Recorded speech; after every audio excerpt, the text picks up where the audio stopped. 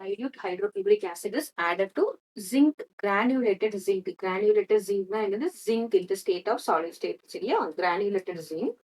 இது கூட என்ன பண்றீங்க? HCl dilute hydrochloric acid add பண்றீங்க.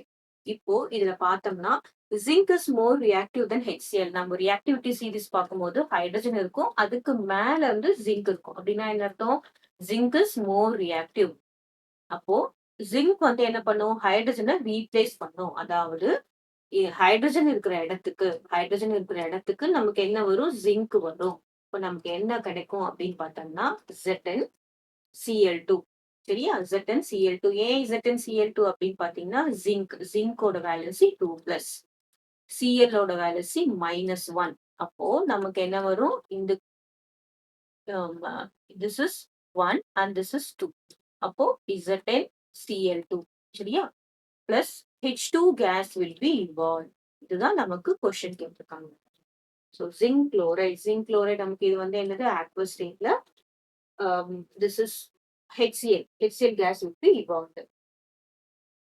இப்போ இதுல பேலன்ஸ் பண்ணணும் நாம Cl 2Cl வந்து 2 இருக்கு. அப்ப இங்க நம்ம 2 போடுறோம். H2 வந்து 2 வந்தாச்சு, ஜிங்க் வந்து 1 வந்தாச்சு. கிளியரா? So this is in zinc HCl in aqueous state. சரியா? ஏன்னா இது டைல்யூட்னு சொல்லியிருக்காங்கல்ல, அப்படின்னா என்ன அர்த்தம்? ஹைட்ரோகுளோரிக் ஆசிட நீங்க டைல்யூட் பண்ணிருக்கீங்க. அதுதான் டைல்யூட். என்னது? தண்ணி ஊத்துறது தான் டைல்யூட். aqueous ஸ்டேட்ல இருக்கு. now we are getting zinc chloride plus H2.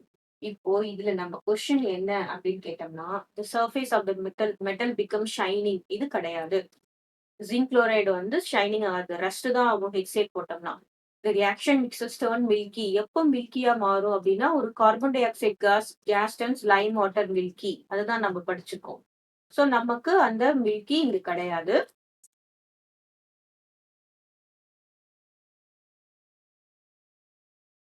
Next order of a pungent smelling gas நமக்கு கிடையாது. சோ நமக்கு நம்ம என்ன வரும் பாத்தீங்கன்னா, hydrogen gas is colourless and odourless gas. அதுக்கு கலரும் கிடையாது, ஓடர்னா என்னது? ஒரு ஸ்மெல்லே கிடையாது இது. So hydrogen gas is colourless odourless case.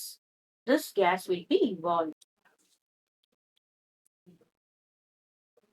The answer is colorless, odorless gases evolved. It will be bubbled through into the water. அதாவது நம்ம aqueous எடுக்கும் போது bubbled through அப்படியே முட்டை முட்டையா வரும். அதுதான் colorless, odorless gas evolved is hydrogen gas.